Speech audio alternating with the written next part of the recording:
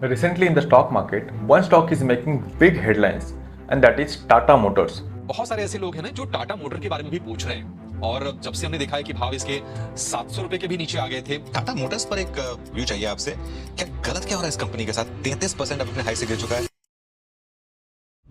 Now this has happened because of two major reasons. Number one is that the stock has crashed by almost 42% in the last 5 months, and secondly the lowest profit margin contribution from the passenger vehicle segment. Hello everyone, my name is Sanket and welcome to today's video. So today I am going to cover the most famous and most discussed stock, which is Tata Motors. Now many investors have actually seen the Tata Motors making the multi-bagger returns in the last 5 years. So in March 2020, the stock was trading at a level of only 65 rupees, and in August 2024, it made an all-time high of 1179 rupees. So within just 5 years, it gave almost 1700% returns. So in simple terms, 1 lakh in 2020 would have become 18 lakhs in 2024. Now the most important question is that why is that stock price is continuously falling? So I am going to cover positive and negative points about the Tata Motors so that you can make better investment decision. Now the question is that even after 42% correction in the stock price, so is there any kind of hope in making money in another rally, or Tata Motors will continue to fall further? Now in order to find the answer to this question, we need to understand few things very well. So question number 1 is that why the Tata Motors is falling? Point number 2 is that is Jaguar Land Rover actually good or bad for Tata Motors? And point number 3 is that should you add Tata Motors in your portfolio by looking at the current attractive valuation? And what is the long-term perspective of Tata Motors, that we will understand in this video. So among the best-selling cars in 2024, Tata Punch and Tata Nexon made it to the top 10 selling cars, which is really impressive as Tata Motors ranks third in top selling automaker in passenger vehicle segment. Currently, passenger vehicle segment has 14% market share, commercial vehicle segment has 35% market share, and whereas electric vehicle has 68% market share in 2024. So despite being the market leader in two segments, which is commercial segment and electric vehicle segment, and one thing is also sure that passenger vehicle business is also performing good in 2024, but why is that only the Tata Motors is suffering a lot and the other companies like Ashok Leyland, Mahindra & Mahindra and Maruti Suzuki, they are not suffering as much as Tata Motors? So if we look at the share price, Ashok Leyland is down by 20% from its all-time high level, Mahindra & Mahindra is down by 10%, Maruti Suzuki is also down by 8%, but the Tata Motors has crashed by almost 42%. So this is a completely insane drop in the Tata Motors share price. So the overall automobile industry is going in the upward direction, but why is that only the Tata Motors is underperforming? And here comes the main problem of Tata Motors, which is due to their Jaguar Land Rover business. Introducing the new Land Rover Defender. It has an iconic...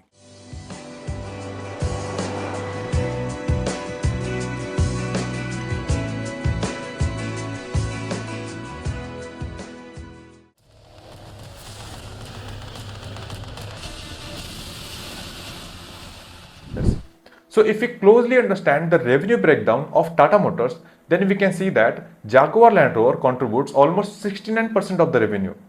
Commercial vehicle contributes 18%, passenger vehicle contributes only 12%, and the remaining 1% comes from the vehicle financing business. So the real deal breaker for Tata Motors is the Jaguar Land Rover business, as the majority of the revenue comes from the JLR business, and the concerning factor is that it is not growing as fast as it is supposed to grow. So in 2024, in Q2 results shows that JLR sales dropped by 3%, and this 3% seems very less, but the JLR contributes to the majority of the sales, and due to this, it impacts the overall Tata Motors revenue as well. But what is the reason behind this low JLR sales? Reason number 1 is that JLR is facing tough competition from the other luxury brands such as BMW, Mercedes, Audi and Volkswagen Group. And the reason number 2 is that JLR has very less market share in all over the world. Now the JLR not only sell in India but mainly in the region of UK, North America, China and Europe. So there is a pain point in this region as they are facing backslash for the internal combustion engine. Now in order to address this problem, Jaguar came up with completely new strategy of shifting to EV business. And they have also launched their concept car.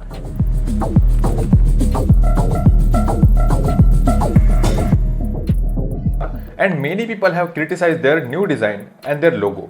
But the Tata Motors must be having some plans to curb from the IC engine and shift to all electric automakers for the Jaguar brand.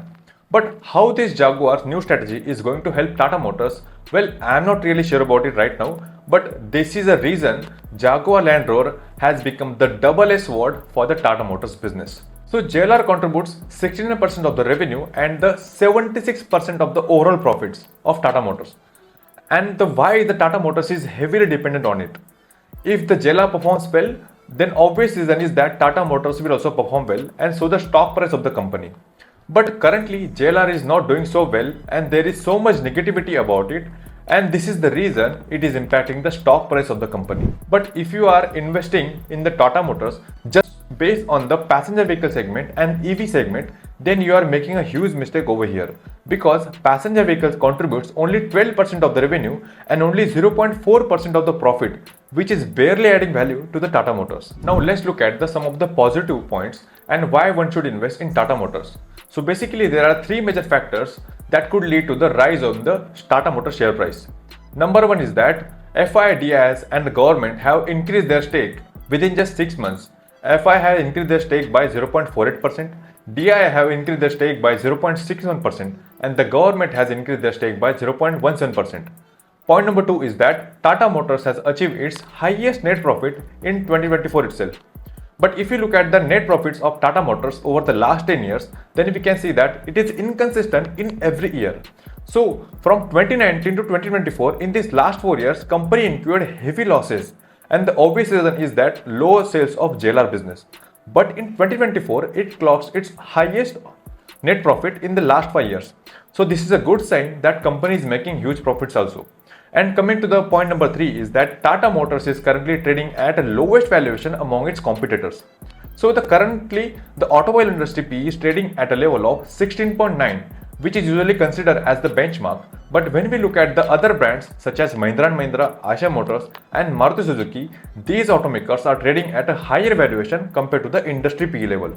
But the Tata Motors is trading at a PE of only 7.8, which is nearly half of the industry PE ratio.